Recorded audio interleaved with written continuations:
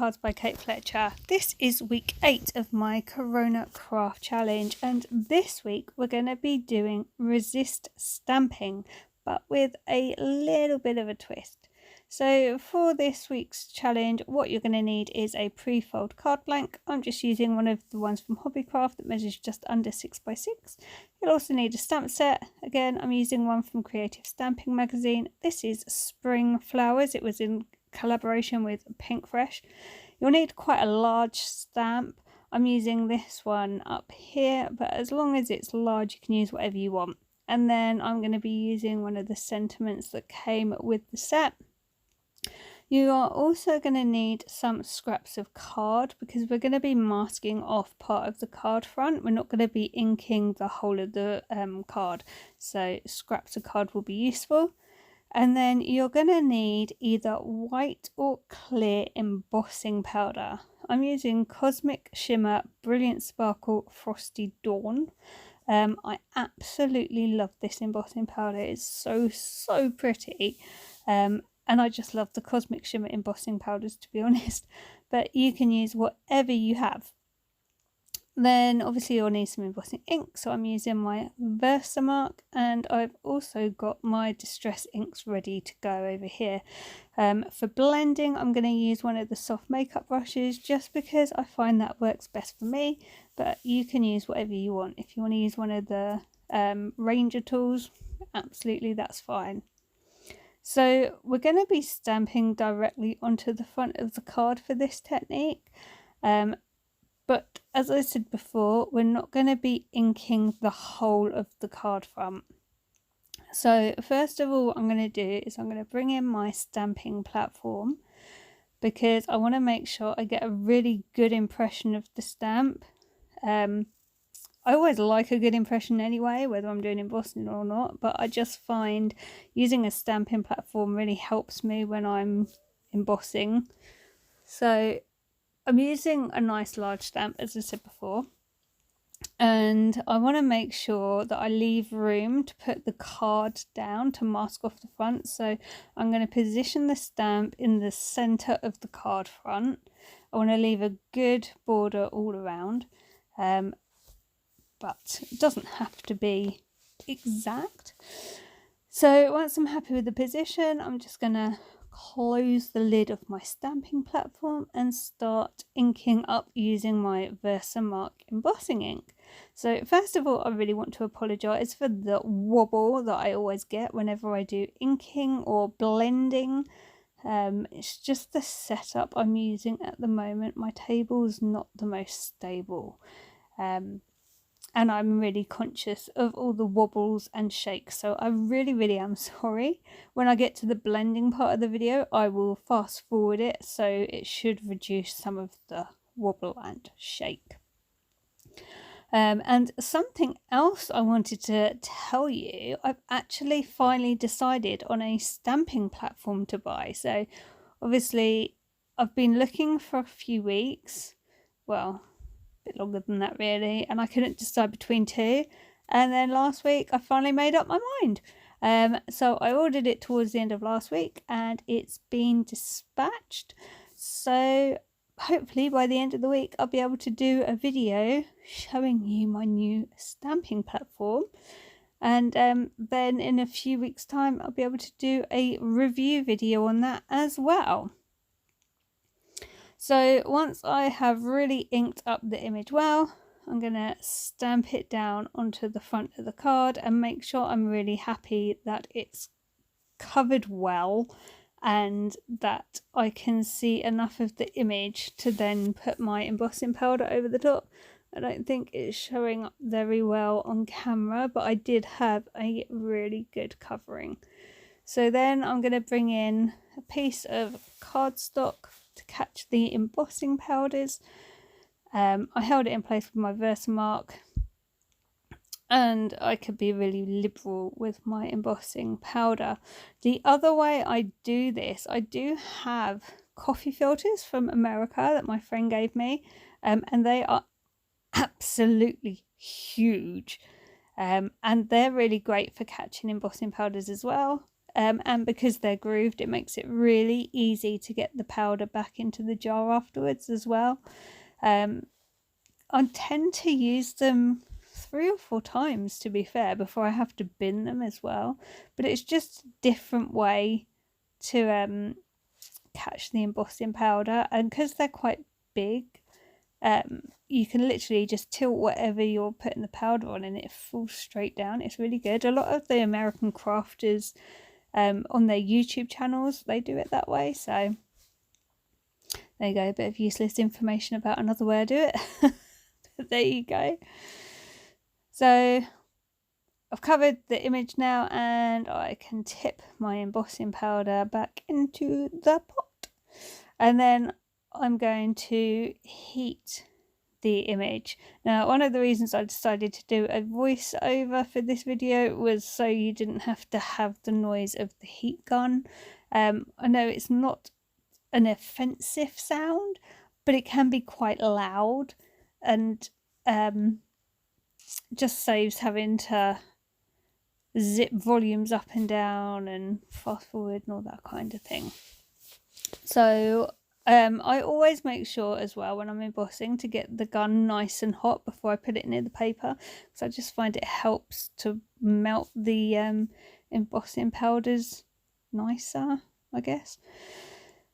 Anyway, while I am using the heat tool in the video, I just wanted to mention that last week's entries, as always, are linked in the description box for this video. And I also wanted to just thank Dawn, who, although doesn't have social media, she does email me every week to show me her challenge entries and what she's been doing, and it's really lovely. I really look forward to the emails, and I look forward to seeing what you all do and your takes on these challenges. So I just want to thank you all for joining in. It really does mean a lot to me. When I started with the first one, I really wasn't sure anyone was going to join in. I was like, this could be really short-lived. Like, it could be like, oh, here's a video on challenges, and then the next week, oh, I'm not doing them, by the way. But do you know, a fair few of you have joined in and continue to join in, and you know, I'll keep doing them. All the time people are joining in, I'll keep doing them, and it really makes me smile that people are choosing to join in and are showing me what you're doing. And if for any reason you don't see your entries linked in the description box, please let me know where to look to find them, or tell me to follow you on Instagram, because I think I have to follow you to get them off of Instagram. And yeah, just I really hope you're enjoying these challenges. This one this week, it's one of my favourite techniques. I think it's such a pretty technique to do, and I wanted to do it with a bit of a twist, just because I think it looks really elegant when it's all done. So now the powder has all melted. Right now you can't actually see, because I used white on white. You can't actually see too well, but it will start revealing itself very soon. So what we're going to need to do now, I'm going to use a blending mat to work on, but if you don't have one, it's really not the end of the world. We're going to mask off the card front now, so you can see that I've used these pieces before, so I'm going to use the other side because I didn't want to risk contamination. Sometimes inks bleed down, don't they? So I try and make it quite even, but you're literally just going to mask off the top and the bottom of the card with your scraps. And then I've got a smaller piece which I'm going to do down the fold line of the card to try and keep the ink from going onto the back of the card. And I'm using washi tape to hold these in place. In hindsight, I should have probably used my masking tape because I did find the top one kept moving. But, you know, use whatever you want to hold these in place. I actually was on Craft Stash earlier today just having a look, and I did see a stencil tape. Now, I don't know if anyone's used that. I don't know if it's any good. It looked like it literally held stencils in place. So that might be quite good for holding these in place. If you've used it and it's any good, please let me know. Okay, so as you can see, I've now masked off the top and bottom and the far side of the card. The embossed image is bang in the middle of all that. And I'm now going to be ink blending the area in the middle, and the image will slowly reveal. So I shall pop it on high speed to try and reduce the shake. I'm just trying to remember the colours I used. I think I used Picked Raspberry. I think it was Wilted Violet. Definitely Peacock Feathers is the last one I used. And I want to say Mermaid Lagoon is the blue I used. I kind of just let the colours speak to me a bit as I was going. I didn't have anything set in stone when I started. I just kind of looked at the boxes and thought, oh yeah, that'll look nice and that'll look pretty. So as you can see, I'm just blending all the colours onto that middle piece. I'm trying to get a good blend. You can see the top one kept moving. It was proper doing my head in.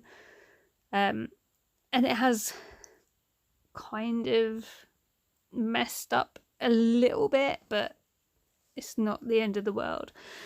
So once you've blended your colours, just grab a cloth or something and buff off any colours that is on the image, because the embossing powders will resist the ink. That's the whole point of resist stamping.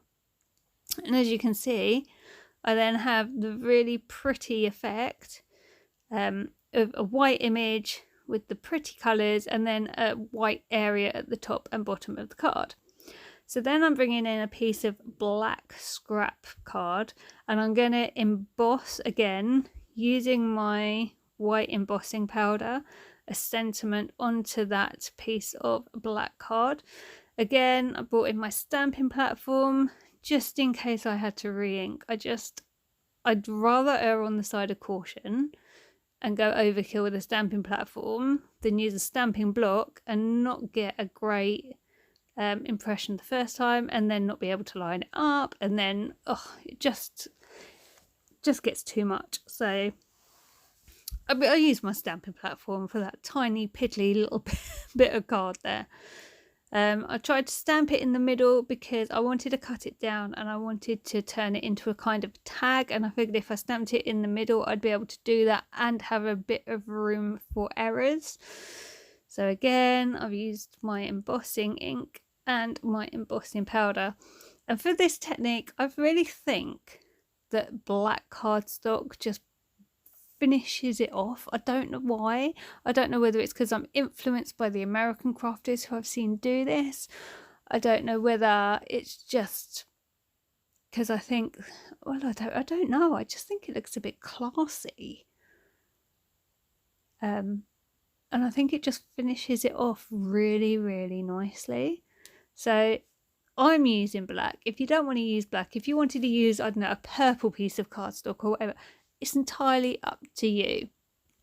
But as I say, I'm using black, and this again really great for using up your scraps. I actually organised some of my scraps last week. I say some because I had a whole box full, and then I've got paper pads with scraps tucked inside. So I've organised my big box full of scraps.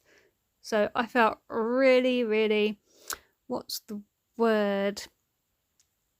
Like I'd achieved something last week when I organised the scraps, and I was quite good at throwing out the really pathetic things that I should never have kept in the first place.